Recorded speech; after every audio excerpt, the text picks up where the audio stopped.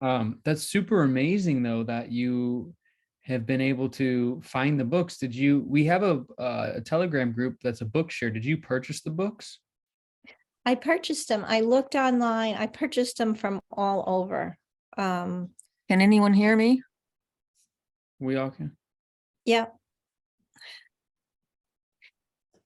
But I don't hear you. Oh. So go ahead, Cindy. You purchased the books from all over? All over. I just did searches online and looked for good prices. I mean, some of them were crazy high prices. Right? Yeah. Anastasia is 300 I saw somewhere. Oh, I that's like know. criminal. That's like criminal that they're that high right now. Mm-hmm. Let's That was the most I pay. I paid 39 for that one. So I thought that was a good deal. And it came up and I got it right away. So I wasn't going to pay more than $40 for a book. And I did it. And I found some. I found them all. You found all the way 1, 2, 3, 4, 5, 6, 7, 8.1, 8.2, and did you get 10? No, because JCK, she's reading them. I don't know if you know who she is. She's reading the first book out loud. She's from Australia. She's amazing. And the way she reads them are beautiful. And so she had like a ringing Cedars expert or someone who's been doing it for years. And this woman said that book 10 is corrupt. I wouldn't say it's corrupt. The discrepancy is that the translation is so here's kind of the interesting thing is the individual who translated book 10 was actually a very well-renowned translator from what I know. According to Gabriel's wife read I hope I'm not mistaking this. I know it's with third edition books, and I believe the 10th book is translated by the same translator for the third edition. And Gabriel's wife, read the Russian and then read the English. And she's like, this, like the language is stilted. But where there's kind of this like not sensitive sore spot is like the translator who translated it into English is like a world-renowned Russian translator. She like has done almost all the classical works in Russian and translated them into English. So that's where it's kind of like challenging to find that balance ground, right? Of like, well, do we call it a bad translation or not? I mean, definitely not my favorite translation, 100%, but there's still a lot of valuable information in there for sure. Like, I don't want to reveal too much, but Mark has some things to speak about there. I just wanted to say that volume 10 is totally wonderful. And I would very, very highly recommend reading it after you've read 8.2. And, it's available on PDF. It's not really available in hard copy. But I love that book. And there are some people who don't like it, but I think it's fabulous. And it's a lot about their daughter. The title is Anastasia, and that's the name of their daughter. And Ariane and I and a few others have connected both with Anastasia and Anastasia. And Ariane and I and a few others have found that it's actually easier to connect with Anastasia. She's more open to it these days, or has been. And that the connection can last longer than the connection with Anastasia, which for me was very profound and real, but very brief. But I connected with Anastasia for, half an hour or more. And I would highly recommend reading it, PDF, no matter how you can get your hands on it. So I put in the chat that link that I posted, iStrive link. That's a link with a PDF of all of the books. Hmm. There's even, if you check the link out, there's even the third editions of book one, which contains some new updated, very, very, very important chapters that you definitely want to read about. Like Anastasia speaks about COVID and a number of things. So that's a really interesting chapter. Yeah. Is that how you pronounce Anastasia, did you say? In Russian, how you pronounce it would be like, and the emphasis is on the C. So like Anastasia, like that's how in Russian you would pronounce it. Hmm. Can I just say, there's an actual footnote in the book, volume 1, where the translator tells you how to pronounce it. And it's just like that. It rhymes with Maria. It's Anastasia, and in the Russian pronunciation. And they give you a little crib and say, think of Anastasia, Sia on a star, Anastasia. But there's no R in it, but it's Anastasia. Nice. Now I'm trying to find that, Mark. I want to say I like the 10th book. Oh, I thought the translation, it being a different translator, was Hello? refreshing. Having read 9 of them with the other translator, I thought it was refreshing to get a different translator.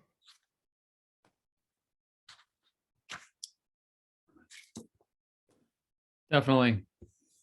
Well, 10th book, definitely worth a read. In summation, check it out. Thank you guys all for joining. It's a little light crowd today, so we're a little bit informal. I'm Wyatt, and I'm the ambassador for the Missouri area, Midwest region. And I work with the Anastasia Foundation. See, it's hard sometimes because I think Gabriel sometimes says Anastasia. I'm not sure. It's like it rolls off my tongue weird. And Anastasia Foundation. And yeah, this call is intended to kind of discuss about Kin's domains and what those mean and how to create them practically was the original intention, how to create these practically. So we were examining principles of permaculture. I'm a permaculture designer, and we were examining principles of permaculture. We were, natural farming, natural building, all of those things.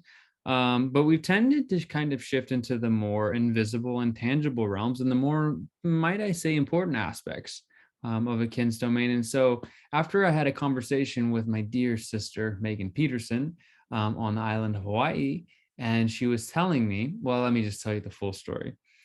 So I had a dream about Megan. I was thinking about her a lot, and just give you a thumbs up. Okay. I was thinking about her a lot. And I had a dream about her, and in the dream, she was telling me about these shaman circles.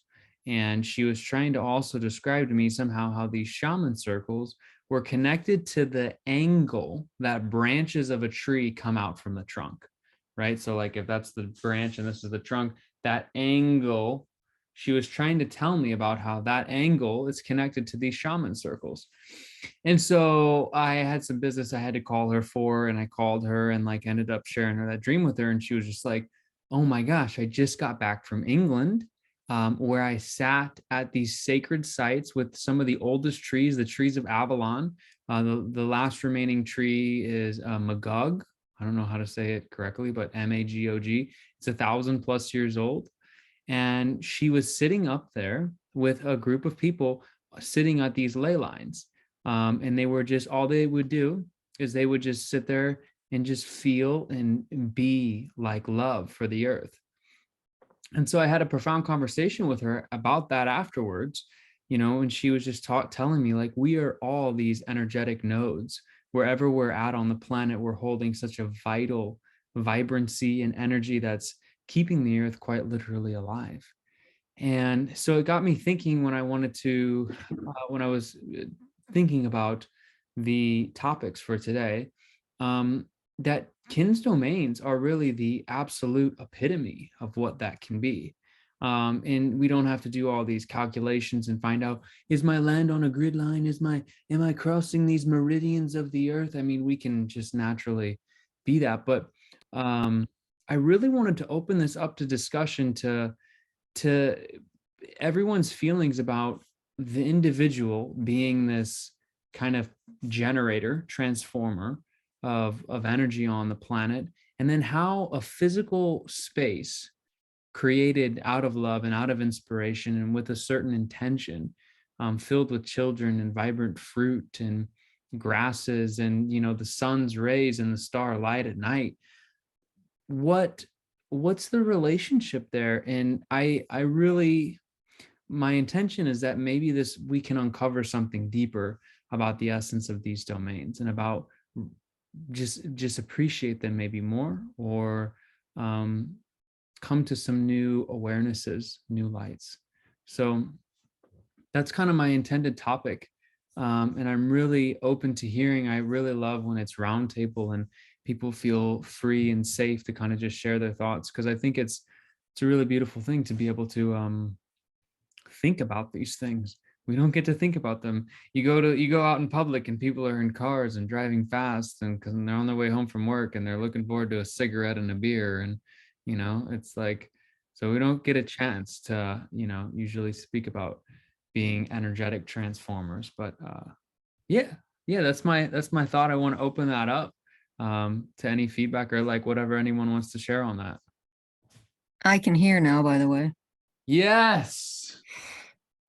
Cool.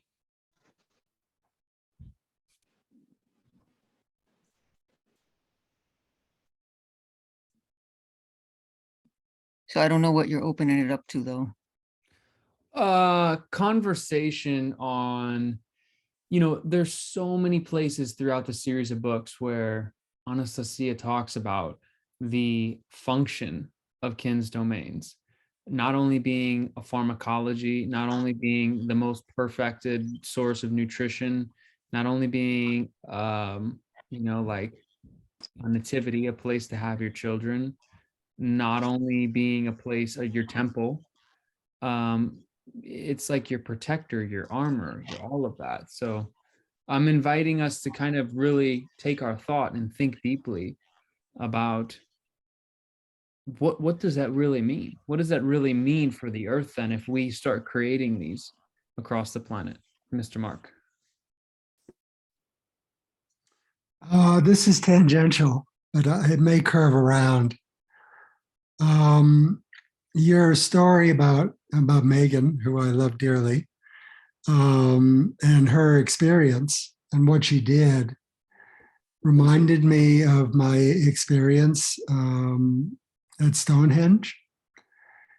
And there's a tradition in Indian traditions, which we know are Vedic, and they originally came from the steppes of Russia,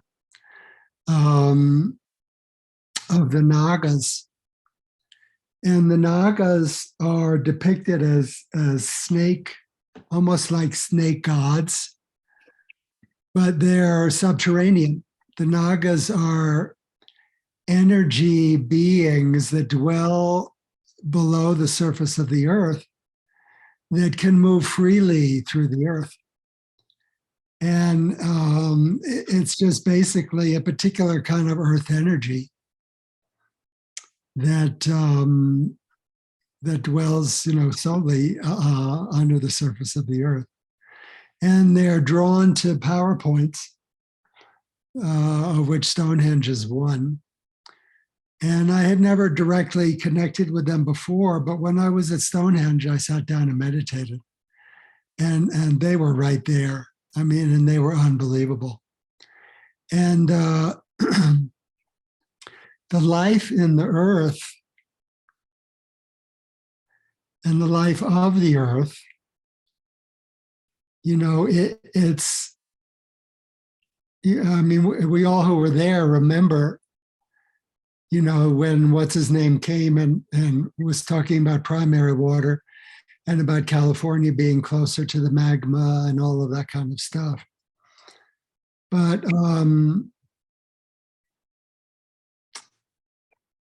in my, imagination, when I think about the way Anastasia talks about our kin's domains, for us to bond, deeply bond with one particular hectare of Mother Earth and have our roots go down, into the earth and start, co-creating and loving and creating a space of love and all the rest of it, everything on that hectare. It's like, we send our roots down to the core of the earth more completely than we ever have.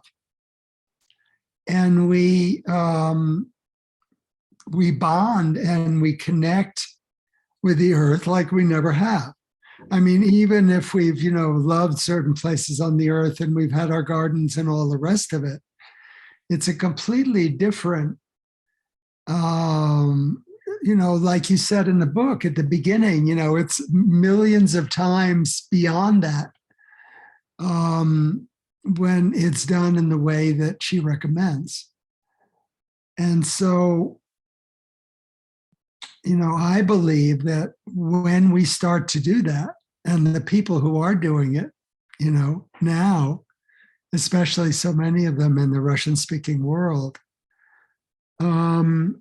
we reconnect with the powers and the energies of Mother Earth like, very few people have for a very long time now. And that begins to awaken within the soil beneath us and within ourselves and with all our neighbors and with all of the rivers of energy that flow all around the world, through the atmosphere and through the earth itself, and just wakes things up and revitalizes things and connects us, far more than anything else could possibly do. And I think most of us probably already appreciate what I'm trying to point to, but that's what I had to say. Thank you. No, Mark, that's beautiful share. It's like what came up for me when you were speaking about that was one of the quotes, like the earth may be large, but she is most sensitive. She feels the touch of even a single loving hand. And I remember somewhere as well saying, I think it was grandfather, maybe saying like nobody has approached the earth with conscious awareness, like up until now, up until this point. And like as more and more people, grandfather didn't say this, but we can think as more and more people start approaching the earth with conscious awareness, the extreme reciprocal benefits that must come. It's quite incredible. Yeah. Does anyone else have any thoughts?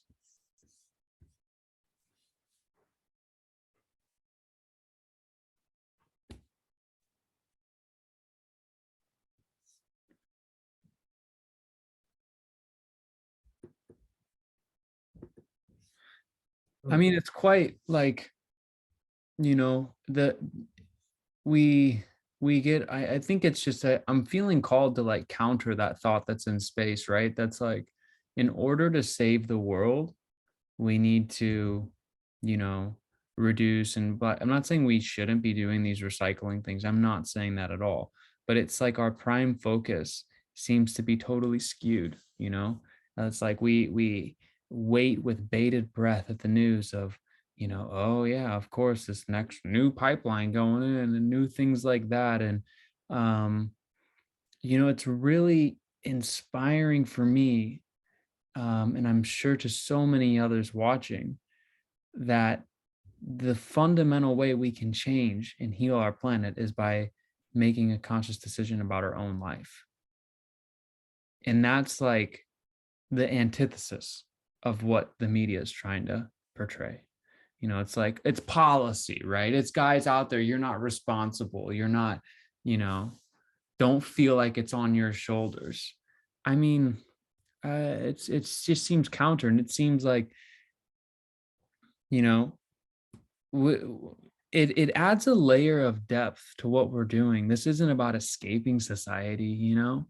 This is about healing ourselves and our planet, and healing the society too. I just thought, yeah, you know, we don't have to stay on this topic for forever either. It was something coming up really strong for me that could add so much depth and meaning potentially to someone who may be on the fence about, or should I create a kin's domain? Is that what I should focus my thought energy on? Should I manifest that? Should I dream that? Should I create practical pathways? And it seems like if we can add this layer of depth, that sure, it's a paradise for you, but it's also, it's creating the paradise for the earth. Yes, we're the ones we are waiting for. Totally. And it's like our ancestors too have chosen us. Kelsey, do you want to say something? I mean, I agree. I think a lot of the stuff we hear in especially mainstream these days is to kind of keep our focus on the external and things that maybe feel really overwhelming for us to try to change. And then that way things don't really change. You know, it just keeps our energy being sucked outside of ourselves instead of taking responsibility for our own lives and living in a way that feels aligned with our values and with our connection with the earth. And it kind of relates to what we were saying last week on the call about how the change starts with us and radiates out from that. And even what you opened up the discussion with today about how we are these transformers. We connect the earth's energy and it radiates out from there. And I think that's something that a lot of people who are maybe more disconnected from the earth don't understand, is that you can't just force everything around you to change. You have to do the work yourself, and you have to co-create a way of living outside of our existing system, because our existing system obviously is not working and is very disconnected from the earth and what it means to be a man or a woman on the earth. And I just always come back to the truth. I see it as a truth of the change starts with me, and I can't just keep giving my energy out to other things and hoping that everything else will change. I have to actually implement those changes in my life. Yeah, I think that's all I really had right now. I also would like to jump in at a good moment. If you want to respond to that first, why? No, it's a good moment. Go for it. Awesome. So yeah, in terms of like feeling like we're transformers and we're really connecting with the earth, and you were saying that, you know, we all connect with certain places, and it was I had such a beautiful experience of that this past weekend. When I lived in Maine for almost 10 years, I felt this really special connection with the landscape. I loved it so much. It had this magic in it and this aliveness in it that it was almost like a friend. And I moved to Reno, and it took me it's taken me a little while. Like I've been here for a little over a year to kind of feel the same way. I would keep on missing that connection I had with the main landscape, but I guess I'm starting to get to the point where it's almost like I feel the spirit of the land under me, and I feel connected, and like I'm channeling that energy up through me. So just like, and again, that's perhaps a small fraction of what we're talking about, but it's so powerful once you somehow put your mind on the land, like love the land around you, see the beauty, see its like its nature and its spirit, and then allow yourself to exist in this synergetic way with it. And yeah, so right now, while we're in this more nomadic stage until we get to our land, that's that's a profound experience we can have, and I can only hope that would really strengthen once we get on a kin's domain. And then the other thing I wanted to like dive into was I was listening to this podcast a friend gave me the other day, and it got my mind thinking. And I don't agree with everything in the podcast, but it as always, it gets my wheels turning. And so it really comes from the culture in which people are trying to change and escape the I guess the system by going to a lot of festivals and things. So you go to Burning Man's the big one. That's the one that people know around the world. And there's all these other fairs and festivals that you can go to around the country.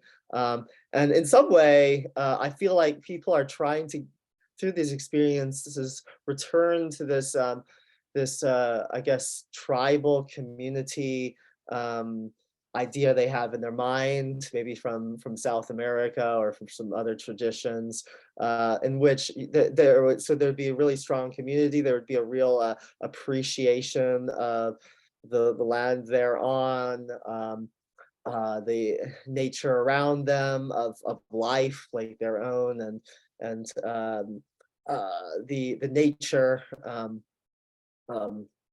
Plants, the animals, the ecosystem around them. But it kind of made me wonder, well, okay, so right now these people who are searching, they're trying to find this festival, this joy in life by going to all these remote places. It happens once a year. Whereas when I guess there's a part of me that just realized, well, maybe that's kind of what you get in a kin's domain, except it's so much more personal. So once a kin's domain really gets going, you have that time to kind of celebrate and enjoy and contemplate life and co-creation on a daily basis. And there's this openness, the open-heartedness that allows life to become a celebration in some sense. So I was also having those thoughts too. Like, yeah, I think that's I reached the end of my train of thought. I can't remember if I had anything else, but it'll come later if it needs to. Thank you. Wow, Alex, I just got to put what you just said at the end. Life can become a celebration there. That's so profound, right? It's like there's totally this culture of thought that's like, oh, you're going to go settle on your land and like, shit, that's it. Like you're on the land now, the cabin in the woods type. You're isolated, it's not fun. It's like, no, it's the opposite. Like we're going to be in communities. And that's what's so beautiful is, we're not doing this alone. We're doing this together. It's like both ways. It's like, oh, we're doing it all by ourselves inside. And then at the same time, it's like, there's everyone doing it. Everyone on this call, we're all doing it. So you build a settlement of people full with all their spaces. I mean, what's not to celebrate? Like there's going to be parties all the time, real parties, not like drunk fest and drug fest, like real parties. It's quite profound. Yeah. And your fourth point too was very like connecting with the earth and paying attention to the land. It reminds me of the quote in book 4, God speaks to us through the rustling of the leaves on the trees and, the twinkle of the stars and the shimmer of the moonlight. And it's like, we expect to hop onto the land and then it's like, well, I'm done. I figured it all out and, I'm pure or whatever. And it's like, maybe is what I guess, like, to carry on with your thought is what it sounds like you're suggesting is we need to be paying attention to the land that we're on now and cleaning that up and cleaning ourselves up at the same time, so that when we go to these pristine places, or even if they're deserted places and we're making them pristine, we don't carry the filth with us. Like we don't carry it from the cities. We don't, we leave it all behind. We leave the thought that created that, and we leave the physical manifestation of it behind. Yeah, it seems like really important to connect with the land on that level. Yeah, so I mean, I love where you went with that. It wasn't initially what was on the top of my mind, but uh, on that note, part of me really wants to get out into some remote location to create my kin's domain and the kin's domain village, a kin settlement, and leave the bustle of the city behind. But also, part of me wants to maybe with the knowledge and the energy that I'm able to create in my domain, uh, channel some of that into these landscapes and cities that I hold dear, and give them powerful transformation. So, for example, turn them into food forests. Really bring community around those food forests. I know there's some people already starting to implement these ideas, and they sound amazing, and I feel like I really thrive with my energy behind them, and they're secondary to me ultimately to creating my kin's domain. But I'm hoping that really pursuing them both can be like synergistic. And talking about festivals, I really love the idea of having like bringing that festival life as a celebration, high on life energy out and showing it to the world through allowing people to come through in festivals. So that's one way to like really expose people to what we're doing. But the other way would be taking what we learn and perhaps kind of as a side job, bringing them into cities and allowing planting those seeds there, the seeds for the people who are really hungry for this change and hungry to get some joy and celebration out of life again. Wow, I got tingles, man. That's so true. Because, there's so many people out there that are ready. Sometimes you just need like, I don't know that I would be this far along with any of my visions and dreams had I not found this community, right? This community acted as a vector for me to like, step on the gas a little bit and like move a little bit at a different pace, a pace higher frequency, a little bit more joy. And I love what you're saying too about the just like the celebration. My favorite bard, Oles from Leopostoik, pardon my Russian friends, I'm probably really, really butchering that name. But my favorite bard, and I read a little excerpt of what he said the other day. This was like probably a month ago. And he just said, just joy, just be in joy. What is there not to celebrate about being alive? We have a heart, we have a mind, we have eyes. I can make facial expressions, I can move my hands, I can think, I can dream. I'm eternal. I feel the eternity in me. I mean, what's not to celebrate? And like in that celebration mind, modern psychologists already know we learn more. We're better at recognizing patterns. We're better at working congruently with other people when we're in joy.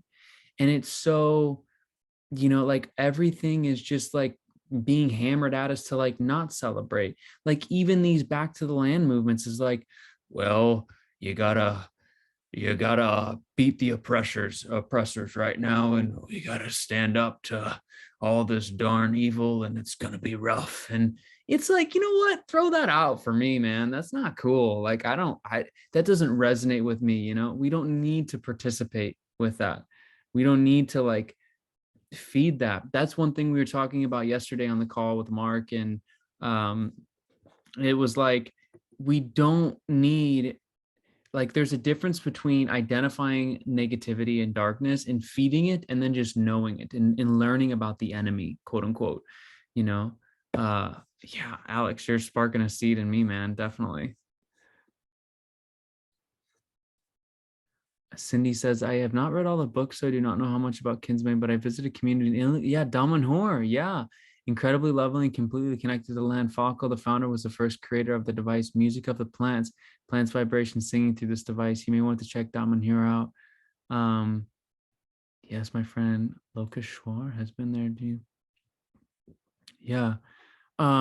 There's a really beautiful documentary done by a Ringing Cedars reader called gosh, I have it. I don't eco villages of the something of the future, maybe. But he goes around to all these communities at the time and surveys them. And I remember Damanhur was a very prominent one. Is that the one where there's like those painted They tunnels? they hand dug temples underground. I think 15 years in secret. They started the founder Falco was, I think, in his 20s, and he just said, tonight we're going to start. And they dug in secret for 15 years from the Italian government because they knew that there were no laws in place for they would get in trouble. So then one of the Damanhurians who were digging in secret kind of bribed Falco and for money, or he'd tell the Italian government. And Falco says, I don't, that's not how I live, by bribes. You know, you have to do what you have to do. But he was kind of smart. He built an outside temple. So when the government came, they saw that and just said, oh, this is nothing. And then the betrayer contacted the government again and said, no, it's underground. And so the officials came and with a gun to Falco's head and said, show us. And oh my God, they're so incredible. So they have the secret way to go down into the mountain that they're built in. And the story goes that the officials came up and they had dynamite with them. They were going to set it and blow it up. And this story goes that they came up and they were in tears because of the beauty. And now they're a federation and they have their own currency. It's so much love there. And I took classes. I was there for 3 weeks right before the pandemic. And it was just so incredible, the love. And it reminded me of the ringing cedars when I was there. They put these spirals in the ground with rocks, and I posted a link that it's called The Paranormal of Damanhur. Like they've done time travel. I saw the time travel machine, and my driver actually was part of time travel.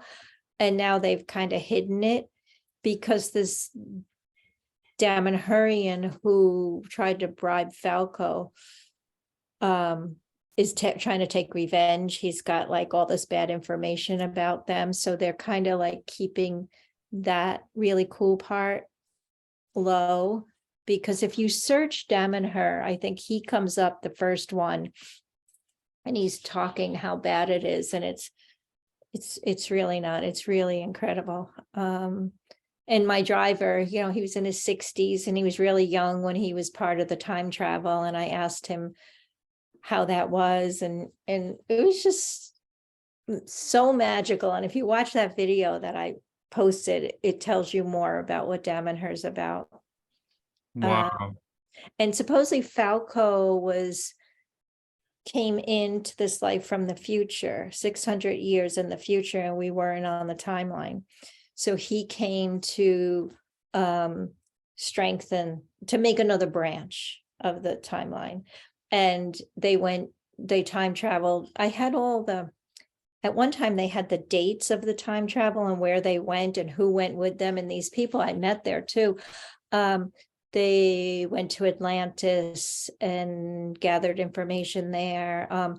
They did a little manipulating, like pushed a boat out into the water, a little boat, and then that created the builder to have to go out. So missed a connection, like just a tiny little thing supposedly changed the timeline.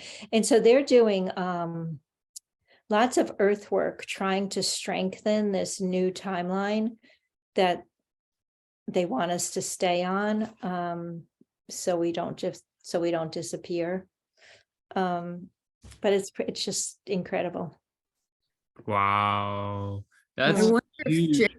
Jason Brashears of Archaics is familiar with that.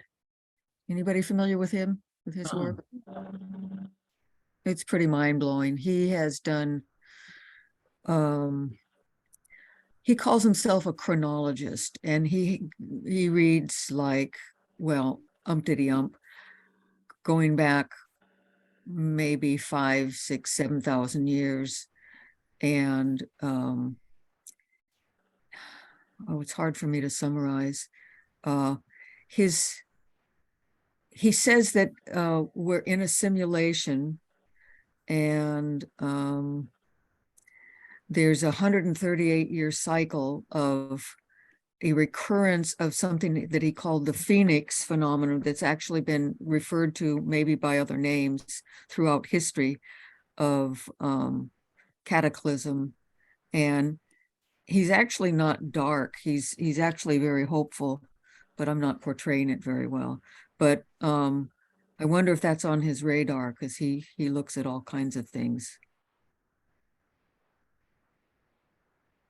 But since I can't explain it very well, it's Is there a link you can drop in? And Yeah. what's his name?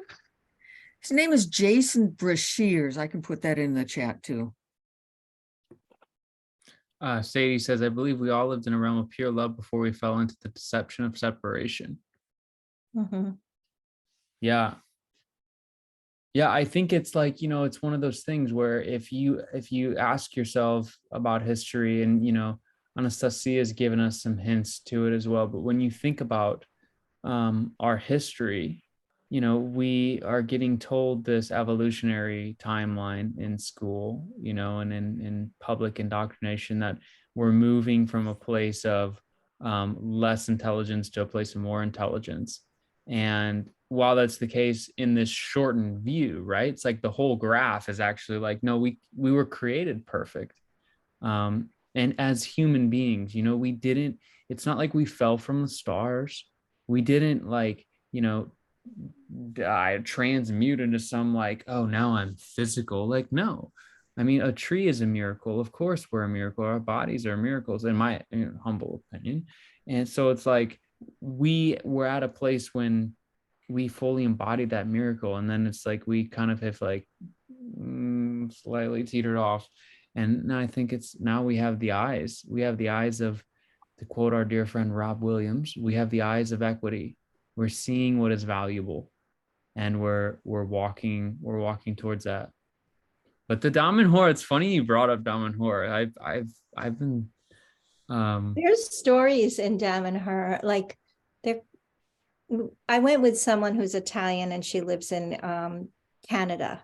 I usually travel alone. I don't like groups, but this I wanted to, because if you just go to Damanhur just to go, you don't really get to talk. She knows everyone and you get this to know the secrets.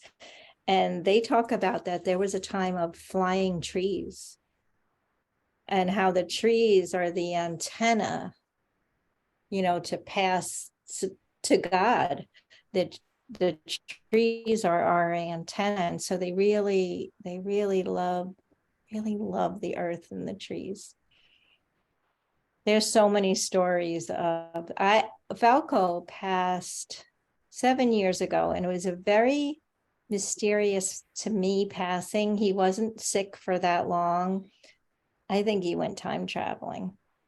I think he went off to see what he could do, because they all knew about COVID before COVID hit, and they actually had the remedies in the temples. Like he told them there will be something coming, a sickness coming, and here are and they had all the remedies that we were recommended in bins hidden in the temple. So many things. Before he passed, there was a list of people who would come to Damanhur, and the Damanhurians were told that you will know, and he had envelopes with these people's name on them. And I know somebody, because there's a branch of this Damanhur in Colorado. I know somebody, when she went there, she was given a key, and the envelope had her name on it, but it didn't say what to do with the key. But this is happening after he's gone.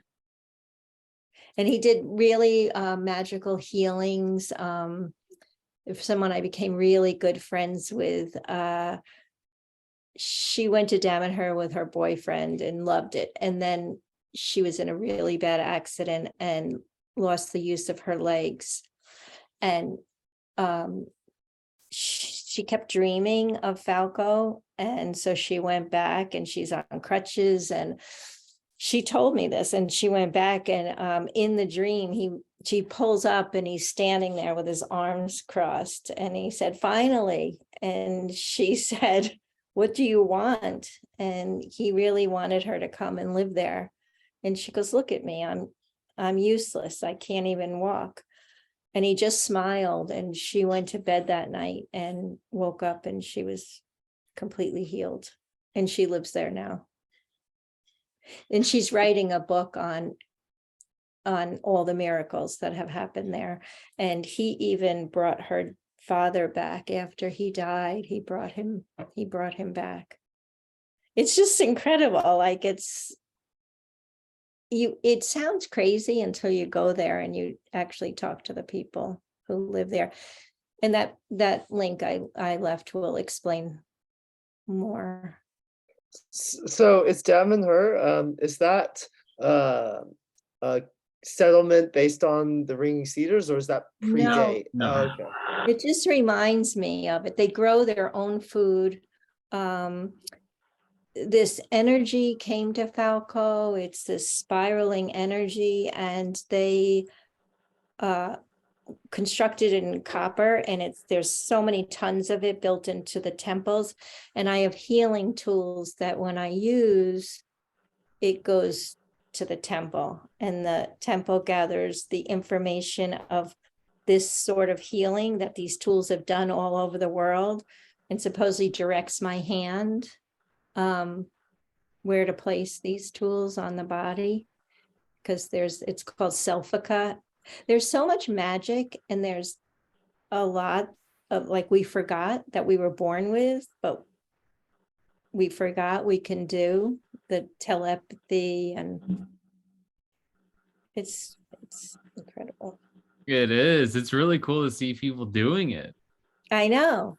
I'm dying to go there and say, "Do you know about the Ringing Cedars?" Because it seems so much like it.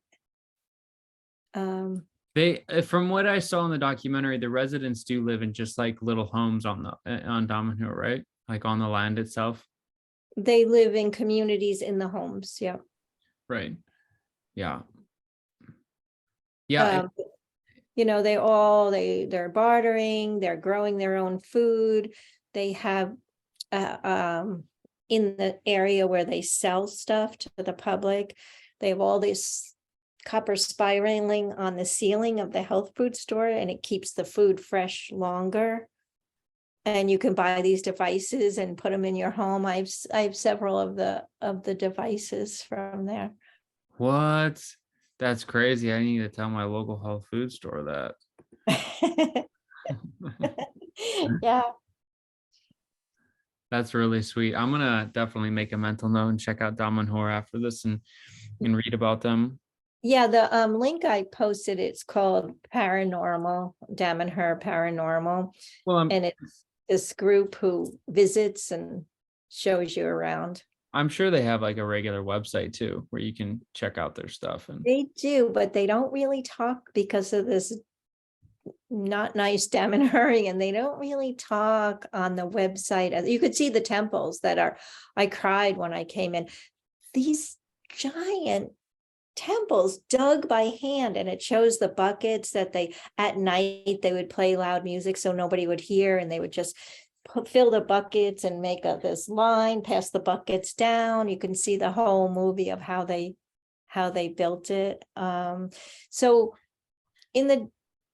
on their website, they don't talk too much about the magic, but this video will tell more about the magic, because there's some Damanhurians leading this group around. Yeah. Damanhur Paranormal. Cool. Yeah. Very cool. Yeah, it's like regardless of the appellation, regardless of the type, it's like we see so many communities and so many individuals who are taking a step into the direction of a more sustainable lifestyle. Ellen says there's a whole series about Damanhur on Gaia TV, which shows a lot about the temple of human, not the secrets. Yep. Mm-hmm. Crotolo is the ambassador now, and he does a lot on Gaia. Nice.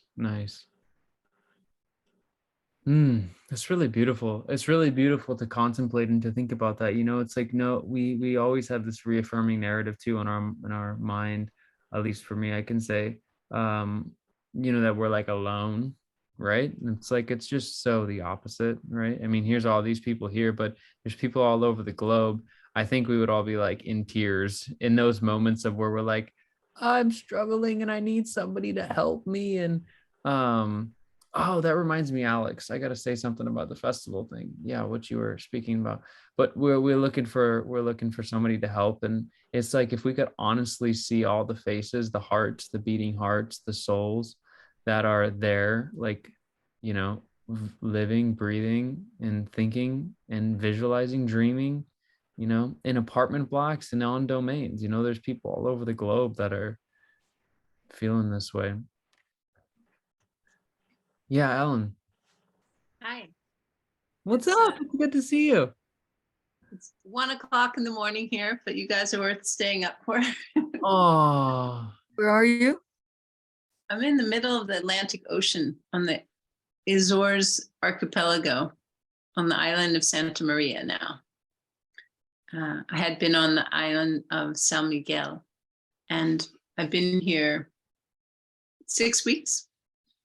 And I more or less listened to these inner instructions that said, go to where you can have land and grow your own fruits and vegetables year round. And that's what led me here. And so it's been an interesting connections with people who have similar ideas. And I really just wanted to touch on that idea of what Wyatt just mentioned with regard to feeling like you're alone sometimes, and yet then all of a sudden you realize how many people and how much support is coming out of areas that you would never expect. And I've had amazing conversations and connections with people from all walks of life here, and a lot of different countries, and many share this same dream. Not all know about Anastasia and the books, but some are open to it, and some are doing it in their own way. And I've dabbled in so many different spiritual traditions and studied all these intentional communities like Damanhur, and yet my instructions are, you don't need anything but yourself and nature. Going back to Megan and your original ley line concept, Wyatt, like that, we're so connected, and we have like our power source. We're creating these nodes wherever we go, this energy transfer, and sending out that frequency that sometimes we don't really even know why we are led to go to somewhere or meet somebody or have this encounter. And yet at the same time, it feels like in retrospect, you can say, oh, okay, now I understand it more. But it's about, for me, simplifying all these ideals of maybe past traditions or things that I studied, and just listening to the direct wisdom of nature. And the trees, like, as you said, are amazing beings. They probably have been able to fly and can seem to move in a way that we don't see as them just being stationary and not really celebrating life. But I would imagine as we tune in deeper, we find that everything is celebrating life, and we're a part of that. So I've been looking at land, and seeing lots of places that have tons of fruit trees, mangoes and bananas and guavas and fig, and old vineyards and ruins that could be restored, and also thinking about ways to build eco-friendly housing and create food forests for the community. it's amazing how many people have similar ideas, and different friends have said, you know, when you get a piece of land, I want to be a part of it. I'll invest some money, and I'm pet sitting on this island. And this person mentioned that she just got a small inheritance and she wants to start a community food forest. So it's really uncanny to me that I don't really have a plan, just a feeling, and I feel supported and guided, just showing up and being myself every day until the next thing comes along. So it's just what's up for me, and it was fun to listen to all of your input and the concept of the festival life, like looking for that connection and like the gifting economy and all the ways that I've tried to do that in my ways, that we're all like tuning in to these, I think, parallel frequency, whether it's Damanhur or other complementary types of nature dwelling spiritual beings that have different paths, but somehow so many of us are interested in similar ideas, and it's super fun to connect and weave this web of beauty and empowerment and really sovereignty, connection with the land, each other, and love. So that's all I have to say. Good to see you. Oh my gosh, Ellen, you should sleep so good tonight. You're such a wise woman. Like every time you share, I'm just like with like bated breath at the next word. Just like it just resonates. You know what I'm trying to say? It's very true. And I, have been honored to be able to know you before you were on this island, and just a little bit, and seeing and growing with you has been an absolute honor and pleasure. And you're offering so many pearls of wisdom to this community. Where you're going to be holding your sacred energy is, that place is very blessed to have you. Yeah, thank you so much for being here, and honor yourself if you have to get some sleep. Well, thank you for your kind words. And I was tuning into Megan during those, in that group that Megan was with, and feeling the energy here of all those people, and all the time, just every once in a while, I'll get a feeling like, wow, we're doing this. It's already happening. The future's already now. And so sometimes I can get caught up in the logistics and the issues that seem to crop up. Like you might be feeling as you build your wofadi, is that how you call it? I mean, that honestly, the thing that comes up for me is like, I'm really knee deep in community work, like opening up a private store and doing all of these things and legal things, and creating a settlement with the people. And it's just like it is a lot of logistics, and so it's so refreshing to hear you speak about just like those little subtle feelings that you feel, because that's like the inspiration behind it all, right? And it gets so easily discarded when you're in logistical mode. And yeah, I'm grateful for you like remembering to share that. Yeah, I mean, I think it's important for myself to remember that too. Like as there's so many different hats we wear in these times of transition, and I just know that we're not alone, and there's almost like this invisible support that's always available for us. And even when it seems like there's a major challenge, this part of me just trusts that it'll be resolved, and without the hard work or the fussing that I might have done in the past. And there's so much momentum happening. And so I was just thinking, I hadn't even heard of a wofadi until the last call, and then I went to look it up, and then I posted it and other people have been interested in it. So we're all learning from one another, and it's so rich. So yeah, just happy again. It totally is. And it's like when we drop our narrative, that's like the biggest thing for me is like dropping the narrative that I'm playing. When we drop that, it's like, it's just open. Like we can talk about mysticism, we can talk about, but we're open at least then. We're open to the possibility at connecting with something that loves us and just wants to see us flourish and help facilitate that flourishing. It's like we all have these children that just want to be set free within us, that and spoken in the books a little bit about, like how we all gave up our space. Anastasia says that, Vladimir, she says, you had a space, but you've lost it, when you were born. Everyone's born with a space, and you had a space, and I'm changing her words here slightly, paraphrasing. But you lost it. And Vladimir's like, how did I lose? And she said, you gave it up. And she's like, but you will find it. And, we've talked about this before, like we are our walking spaces of love. We don't go onto the land and suddenly become these purified people. The land purifies us, but we bring the purification to, like, we're the walking space of love. And we're strong warriors. Oh my gosh, each and every one of us on this call and all those watching, strong, ancient, empowered, ancestral warriors.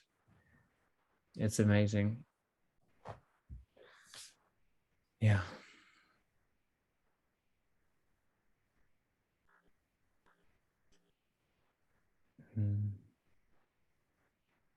It feels nice not to be alone. My whole life, my mother used to call me odd child, and I could feel deeper and see, and I grew up being told I was odd.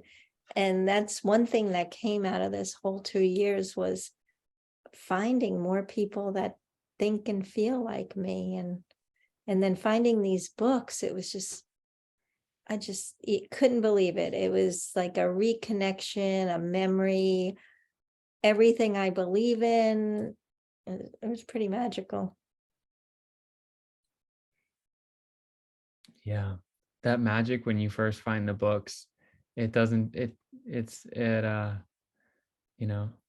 it's changed a little bit, but it's still alive. It's still alive, that magic.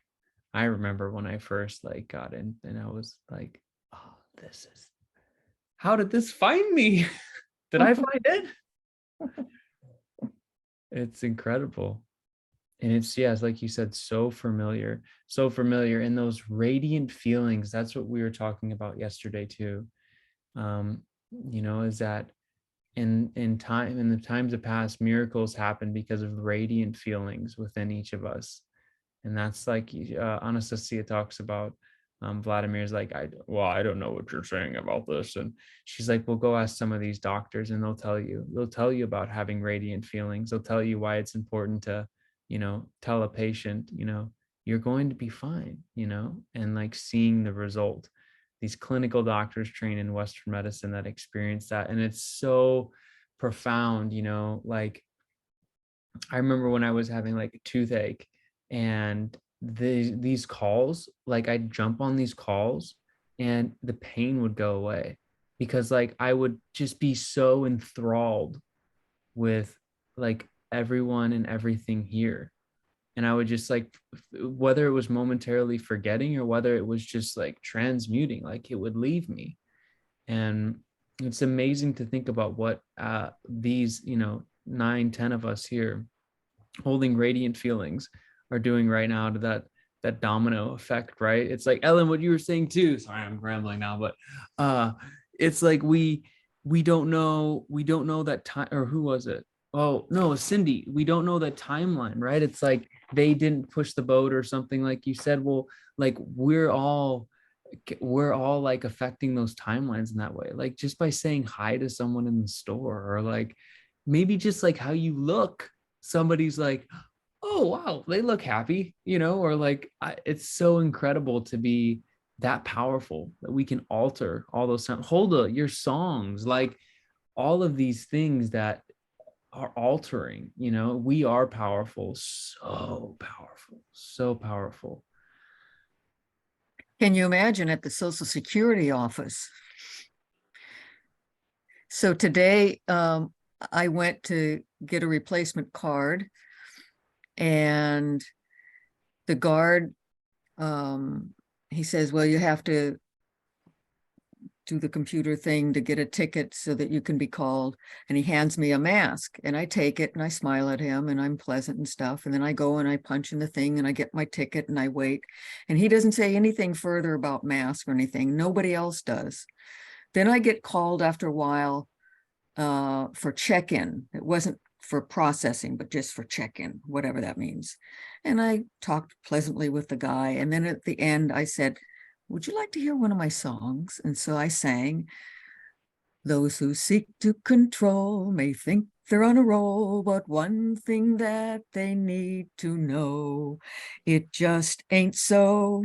The powers that be we, all we gotta do is get a clue, and we will see, take it from me. And he loved it. And then I go sit down, and then I get called later, and then this woman is processing my stuff, and I gotta swear on penalty of perjury and blah, blah, blah. And so then we're all done with that stuff. And I said, would you like to hear one of my songs? So I sang the same thing, and she loved it. So, all these people, I was the only one not wearing a mask. No one said anything to me the whole time. When I was at the tool lending library a week or so ago, this one guy that I've known for 20 years or something, he says, oh, but you got to wear a mask. And so he hands me a mask and I hang it on my ear, and then he's doing stuff. And he said, well, hold on. I said, what should I hold on to? He says, well, your mask. So I took it and put it over the other ear. And then, and he didn't throw me out or anything. And then he said, well, meet me at the back door. And then he gave me instructions on how to use what I was checking out. But there was no insistence on wearing the mask, although he was a little bit afraid, apparently, that the supervisor would come and he'd get in trouble. But at any rate, it feels good not to bow to that stuff and for it to be accepted on some level. And then it always really feels good when people resonate with my songs, especially that subversive one. So I walk out of the Social Security office, and there's a woman standing next to a parking meter on her phone, and there are two electric scooters lying there, tethered to the meter pole. And I said, I recently saw a video of electric scooters, electric cars, and electric buses suddenly bursting into flame for no apparent reason. I saw this on TikTok, but I decided not to say TikTok because I think it has a bad name with some people. And she said, yeah, I believe it. And we gotten a nice conversation. Then she gets in her car, and then I get my bike and I walk over next to her window, and I said, would you like to hear one of my songs? And she says, oh, I'm a musician and I play five instruments. And so I sang the same song, and she liked it. And it's just, I just like planting seeds here and there in places where I used to think, oh, well, they're bowing to it, or they're part of the da-da-da-da-da. And I just, they're people, and they're, for whatever reason, they're in this matrix kind of thing. But how deep are they? Who knows? And who knows what this little seed may do. So that's my story. That's so beautiful. I love that. The planting of the seed, it encouraged me to step up more in those public places and really just like no shame, plant seeds, be your authentic self. And it's so powerful. Yeah. Yeah. You really represent that energy like to the T, Holda. I was going to email you after last week about the open mic idea, but then Yeah, I forgot about that. so We're gonna do that.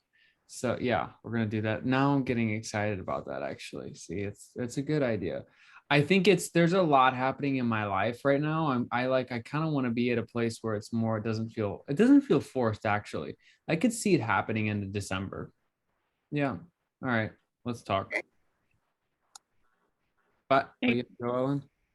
No, well, I was thinking before I go, would you guys be up for like dropping into a 3-minute guided visual meditation of our kins domains and connecting with the energies? I absolutely. I honestly, Ellen, I like would love to spend way longer, any amount of time. I'm always happy to. I sometimes don't want to do that if it feels forced. It doesn't feel forced at all. I'm just like, I'd be like, let's do the whole thing. Like Arion's meditations, our energy is so powerful. So yeah, thank you. I'm just happy somebody else brought it up and I didn't have to be like, okay, everyone, are we gonna do a meditation now? And people are like, okay, that sounds good. Let's do it. Let's do it. I'm all in. Okay. Me too. Are you leading, Ellen? Sure. I mean, I can if you want me to. I'm feeling inspired. It's your idea. I'm ready. I think let's ask everyone mute their mic, and Ellen's gonna take us on a journey for however long you feel like you'd like to. Can I ask you before you mute Wyatt to go over that quote that you had mentioned from Anastasia about the earth and touch? Do you remember the wording? Yeah. So the earth may be large, but she is most sensitive. She feels the touch of even a single man, a single individual, a single man. And I think she further continues to talk about like just approaching the earth with conscious awareness, like in what that does. Mm-hmm. So I wanted to take that thought and expand that as we just get in a comfortable position and maybe take a couple breaths. Close your eyes if you want, or keep them open, whatever feels best. Can you guys hear me okay? And then we're muted. okay. And just bring to mind whatever makes you feel like you're celebrating nature, your connection with the earth, the love that you are. Could be a beautiful image of your kins domain, the sound of water bubbling, or a waterfall. Whatever form of water is in your kins domain or space of love, or just a place that you like to go.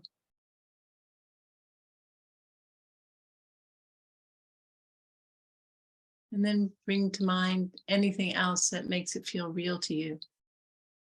Your feet barefoot, touching earth, like a soft caress, sharing your love with the earth and her beauty. And that reciprocity magnifying the love and beauty within your own heart. So each of us radiate an enhanced level of kindness and care and celebration and innovation.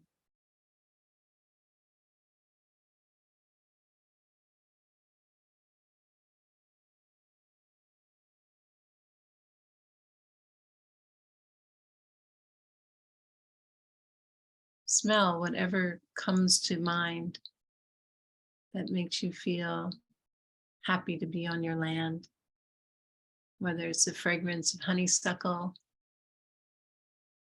or an apple blossom, or someone baking bread or an apple pie. What feels like home? What feels like love to you?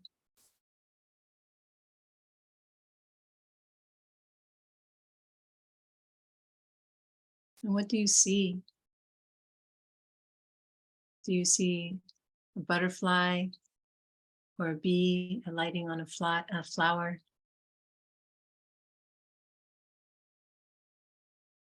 Do you see your ideal home or a community food forest? Do you see your loved ones?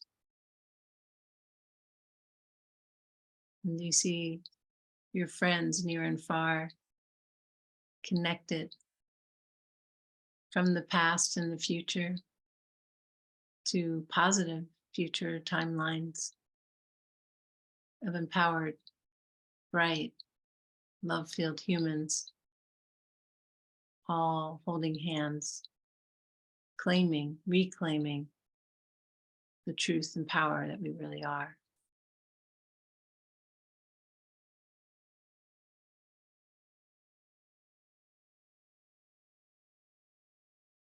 And helping to refocus the way we interact with one another and the earth, all nature, all beings, in a much more synergistic, harmonious way.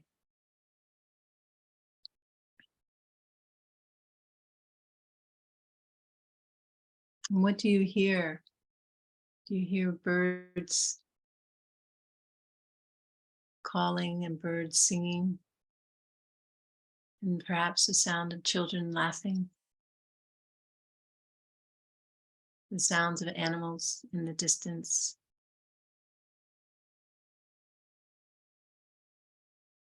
The music of bards? Or your own music that you're creating or singing?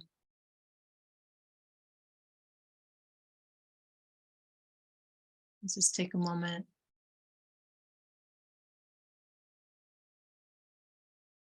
to see what wells up inside you, what wisdom, what beauty, what truth wants to be heard in the silence.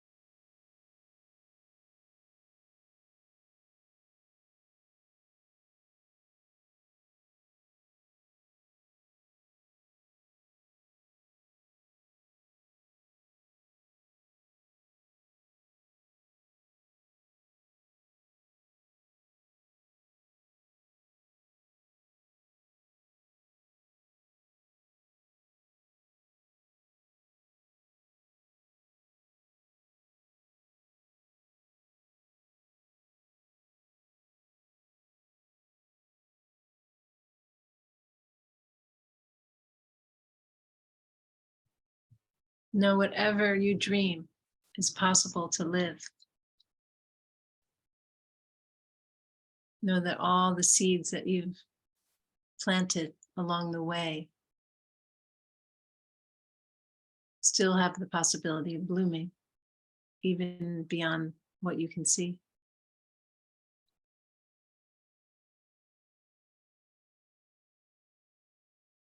Know that you are important and loved.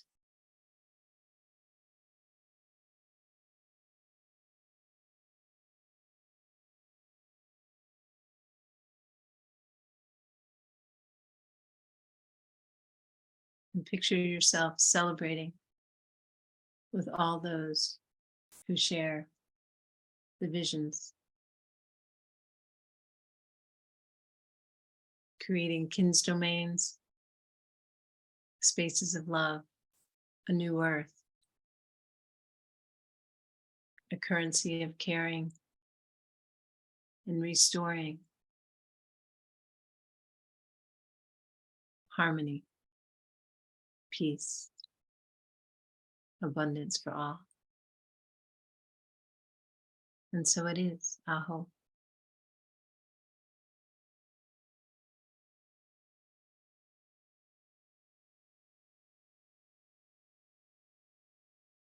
Let's take a few more deep breaths. Stretch your body if you want, move. And then as we come back together, I invite you to share anything that came up that you'd like to offer to the group,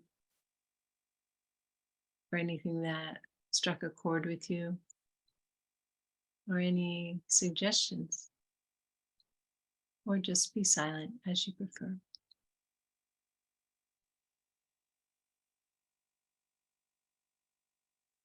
As you started the visualization, I could feel the right hemisphere of my brain tingling.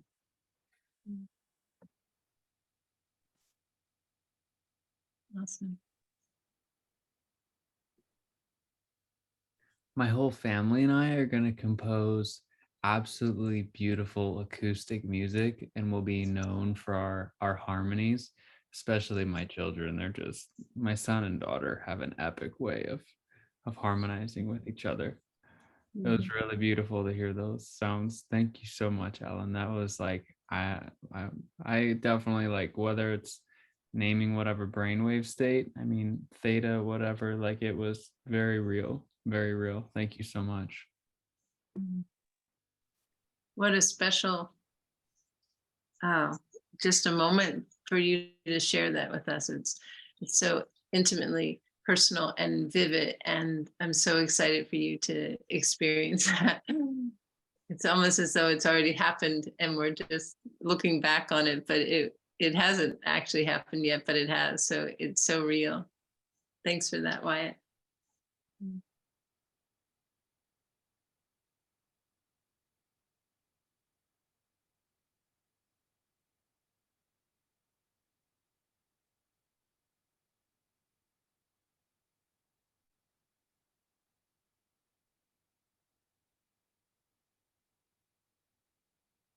You looked so cozy, Sandra.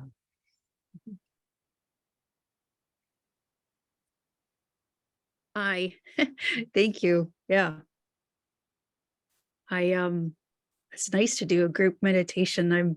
I work online all day long and I'm in the basement suite in Manitoba, so it's dark, and so it was nice just to connect and hear some lovely words and just not worry about anything. And drink tea. And drink tea. I got out and got some daytime sunshine today, so that was good too. I've really embracing the coziness this time of year, and really enjoying that. So I started out by seeing just a really pleasant cottage in the snowy woods, and all the good smells coming from stuff baking out of that. And then maybe just even the first hints of the melting snow and spring coming off in the distance with the early birds chirping.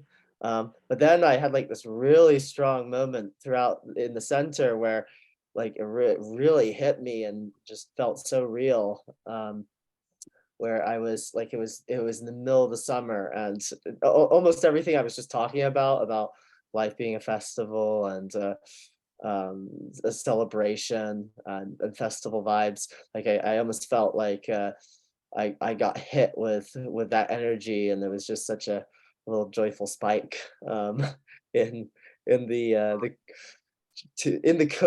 the middle of the cozy winter feelings. It was like, it was just so colorful and so vivid, and like there was music playing in the background and the kind of summer fireflies and those warm bright lights around people's kin's domains. So that was just so beautiful to have both of those visions. So thank you, Mary. Mary.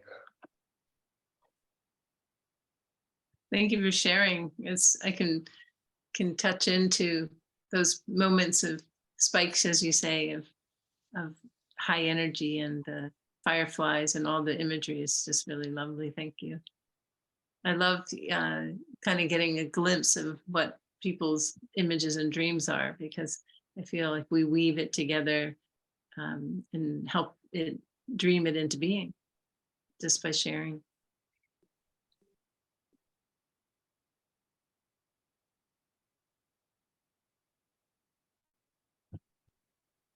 I'm going to hand it back to Wyatt now. Thank you for allowing me to step in for a moment, and just want to say goodnight and head off to sleep here. Plus my battery is almost out.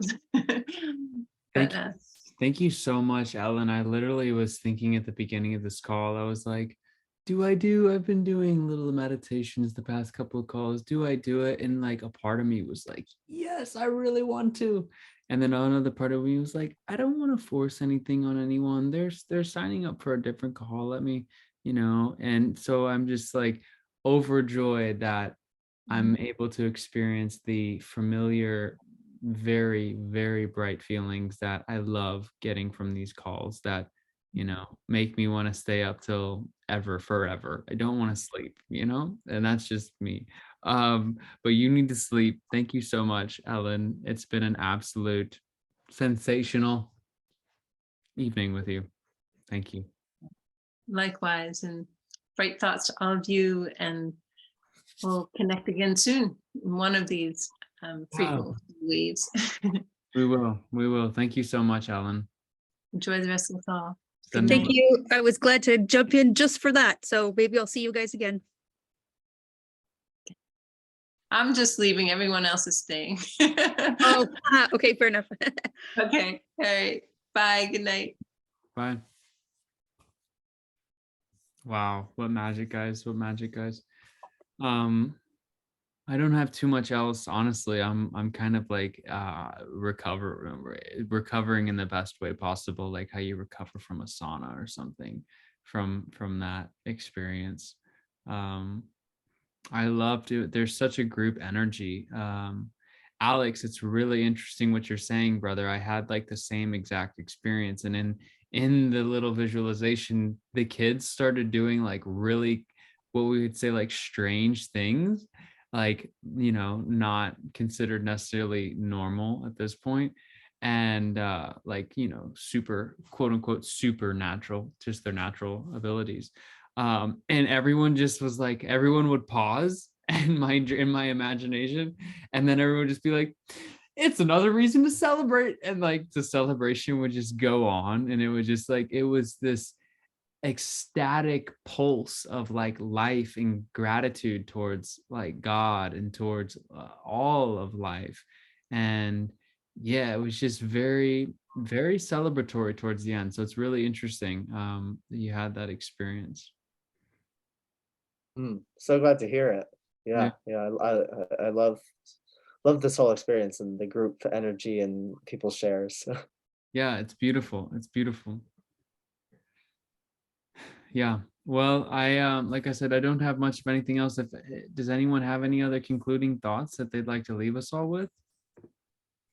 Just real quickly, I think so. This was actually the first of your Kin's Domain design calls. I know I've been on some other calls in the past, and I haven't made one in a while. And I kept on meaning to make this one. It hasn't happened yet, but it's been a really cool first experience. And I didn't even know how these calls were going to be structured, whether we'd like be diving deep into the schematics of permaculture. I mean, that would be awesome too sometime. But yeah, it was really interesting to I knew it might like just go in any direction, and so I saw it go in the direction. Well, thank you, man. I really appreciate that because, I try to make these calls engaging, and yet, it was very clear that people want a space.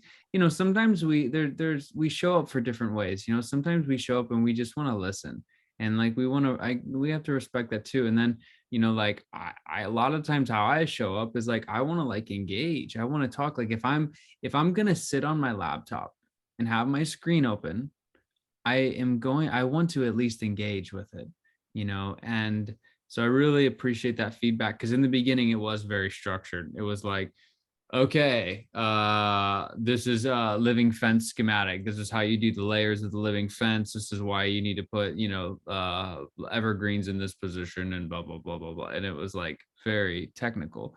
I think one time I even had a slideshow. So it was like technical. And then Ariane stopped doing her guided imagery calls regularly, and then Gabriel had to pause on the community calls. So it was kind of like all of these other spaces that were being filled, community connection, guided imagery, like it just wasn't necessarily getting filled completely. And so it felt really good to open it up to a more free flowing and allow people to just naturally express. And clearly, when we trust, as Ellen's saying, and it's just like it happens, and we get these beautiful synergistic calls. So I appreciate you being here, man. I mean, yeah, for anyone who doesn't know, Alex is getting his PhD in geography, and right, geography, not geology, geography. Geography, it's geography is close to geology, and my particular study within it is close to geology, studying the surface of the earth and the landscape and how weather occurs. So what brings the rain and the sun, and it's all like it's also fun. It's also fascinating. Like it's fun to dive into this complex system. Almost think about it in terms of like how it's a feedback, and like it almost gives it some life to me. So some people, I guess for some people, maybe the like diving too much into the processes, and I respect this, is a little bit too like mechanistic, and but for me, like it really it allows me to almost think of the earth as being this organism. It has all these complex processes that you can try and wrap your head around, and so that's really why that's why I love it, even though it is in a kind of it's a bit controversial at this point, just because I'm wondering what direction this energy, these energies and this career will lead me in, and I can see kind of the beginnings of ways to wrap this into a future, but maybe it's not the future that everyone would expect from a PhD student automatically. So yeah, it's super cool and engaging. And yes, I love how this call unfolded, and again, I was very prepared for that. I felt like that was what was going to happen. I will say I'm fascinated to hear that it used to have a little bit more of that structure on like how, like with the slideshows and how to build that stuff, and I would love to engage with that material at some point in the future. So perhaps there'll be a space for that eventually, and things will flow naturally into this very beautiful unfolding space, and into the space of learning and exploring. And so yeah, I think that's all I have to say. Man, that's so beautiful to hear you say that, and it makes me get inspired to actually prepare some content like that, because there is so clearly a way to live. All these myths about, is the land sustainable? Can you really feed a family off this? Do you actually need this? Oh man, you got to have animals if you're going to live like that. Oh, you got to, it's like, it's just time to debunk it all for our own selves. We don't need to publicize it, but we need to let the doubts arise to the surface, and then we need to, catch them like a fish in the net, and then throw them in and off the other side of the boat, so we can, whatever, that was a silly analogy, but you get what I'm saying. We need to let them surface, and take care of the doubts when they come, because they do. It's like, whoa, like this is something very practical people have to do. And we have been programmed for thousands of years to not be connected to our beloved earth, to not understand her, or organismal processes. So we're out of touch with that, so that world feels foreign. And to create something so integral with it, such a part of it, from it, using it, yeah, that's a lot. It's a lot. It's a lot, but it's also so intuitive too. So that was always, like whenever I try to like share things, it's always like it's so intuitive. I'm building a house right now and I don't know how to build a house. Like I know he taught me how to build a house. I'm just building a house. It's like there's so many mistakes, gosh. So many things happening, right? But where you learn, you take the steps, and your children will pave the next way. And that's the beautiful thing, is it's like we don't have to make the most perfected, let's just plant the seeds, as Holda's saying, sing the song and walk in the direction and trust in that vision, and somebody will come along. If not yourself, I'm gonna bet on you, though. I'm gonna bet on you. If you don't bet on you, I'm gonna bet on you. Make it happen. We'll make it happen. But I'll take that mental note, Alex. I'd like to do some Zooms like that. Maybe we'll do that soon. Yeah. That's a leap of faith, eh? But I guess you go back to the idea of laying that proper cornerstone as an idea, right? Get your bones correct, get your structure strong, and keep going from there, eh? It's amazing. Yeah. I like that. I like that approach. I stayed at a place in Oregon for 2 years called Cornerstone Ranch, and gave me a good cornerstone. So I like the analogies of the stone. It's true. We got to lay a good foundation. Yeah. Yeah. Beautiful, my dear friends. Beautiful. Are there any other thoughts that need to be spoken out? You're muted. I just saw that I was getting some private messages from Dee, and I just responded, but she's no longer connected. So I need a way to, she wanted to talk with me on. So if you can help me connect, Wyatt, that'd be great. I don't know how I'll be able to do that, because I don't have like her email or anything like that. Okay. I'm not really familiar with her on the community platform or anything like that. Okay, so next week or in 2 weeks? Yeah, next 2 weeks. 2 weeks. Okay. I just did a makeup call last week. So yeah, every 2 weeks though. December 20th. Yeah. Okay. Right before the solstice. What's up? Yeah. That's the day that Russ Anderson is going to be on PMA Weekly too. Send me that link, Holda. Sure. Okay. And the other thing is, what's the next step with the open mic? You email me. Let's set it up. Okay. Let's do it. I'm thinking end of December. Okay, we could do it on the 28th, my birthday. Oh, I think we should do it on your birthday. That's cool. What day's your birthday? It's a Wednesday, the 28th. Yeah, I think we should do it. Oh, here's Dee now. I'll let her in for a second here. Yes, let's do that. My brain's trying to catch something. Was somebody speaking about foundations earlier? Like we set the first foundation to go on. Like who was talking about that? Is that you, Alex? I'm not sure. Now I'm thinking. Maybe was that down? I don't know. I don't think it was me, unless I'm forgetting something. It's not ringing any bells. Yeah, it's like I felt like maybe it was Ellen. She was talking about like we consecutively, like we build up and we anyways, my mind is just compartmentalizing all of these amazing conversations we've had. Let me just give a voice message to Dee that I sent her a private message in chat. Thank you. Yeah. We are going to be closing out the call here.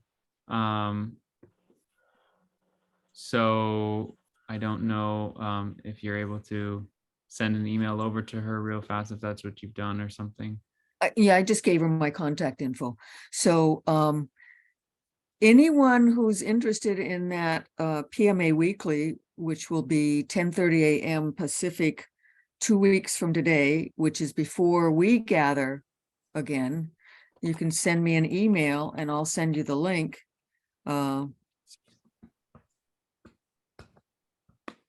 And for PMA Weekly with Russ Anderson of Clear Water Vision.org.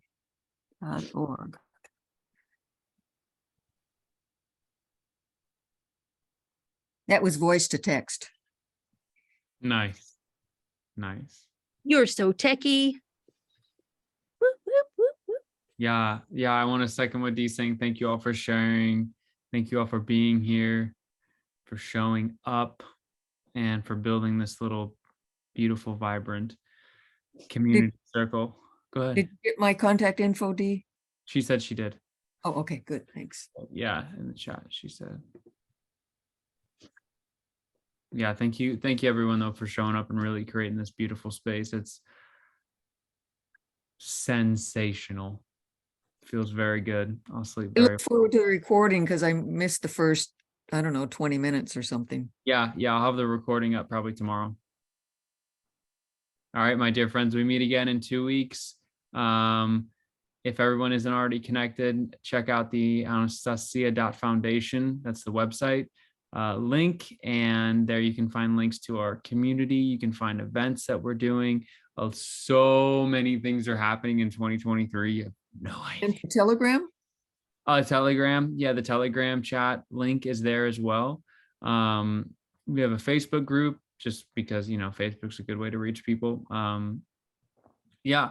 So please get connected, find community, find people. There's people waiting there for you and you're waiting for them. And it's a beautiful synergistic effect. I've made lifelong ancient friends with these folks. And it's truly beautiful to find that kinship among like hearts, like minds, and like souls. So you're never alone. Thank you guys all so much for being here. We'll see you in 2 weeks. We have Arion's guided meditation this Sunday at 12 p.m. PST.